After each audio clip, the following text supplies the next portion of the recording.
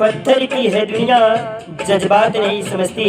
अरे पत्थर की है दुनिया जज्बात नहीं समझती। दिल में क्या है वो बात नहीं समझती।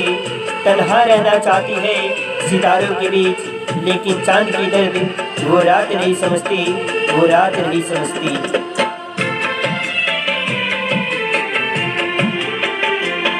अखिया में बस गईलू कजरा के धार बन के।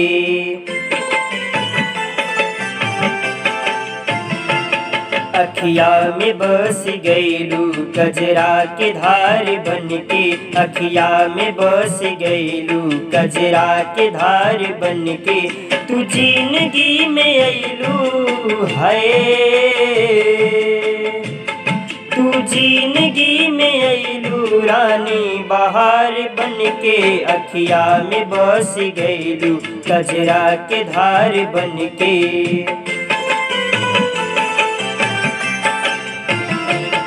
अखिया में बस गईलू कजरा के धार बन के। अखिया में बस गईलू कजरा के धार बन के। तू जिंदगी में अइलू है, तू जिंदगी में अइलू रानी बहार बन के। अखिया में बस गईलू कजरा के धार बन के।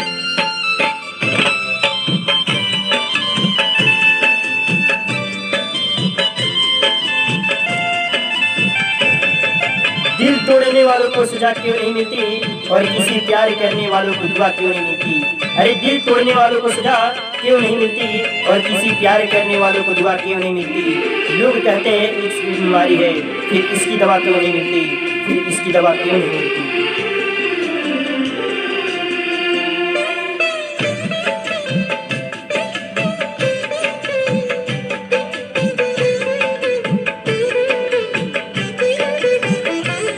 तोरा तू वादा तू छोड़ के ना जइबू।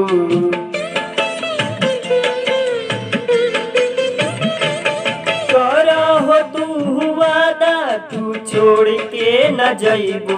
हंसत खेलत हो दुनिया में आग ना लगइबू। जिंदगी हमार हऊ रहिया तू प्यार बन के। अखिया में बस गईलू कजरा के धार बन के। तू जिंदगी में अइलू है, तू जिंदगी में अइलू रानी बहार बन के। अखिया में बस गईलू कजरा के धार बन के।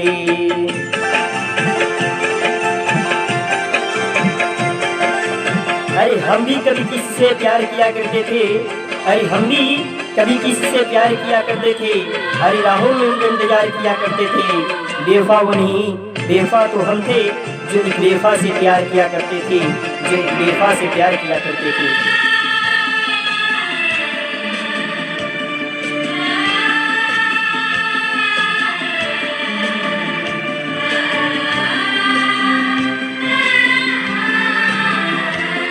तू हऊ मोर सहारा, तू साथ नाही छोड़ी हो।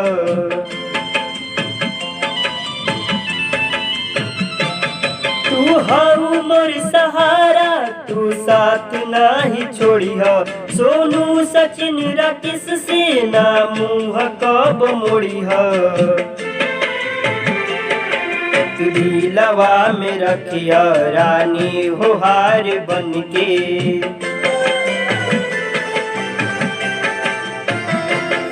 अखिया में बस गईलू कजरा के धार बन के। तू जिंदगी में अइलू है, तू जिंदगी में अइलू रानी बहार बन के। अखिया में बस गईलू कजरा के धार बन के।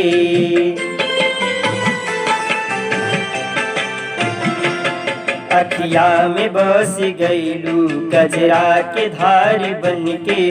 तू जिंदगी में अइलू है,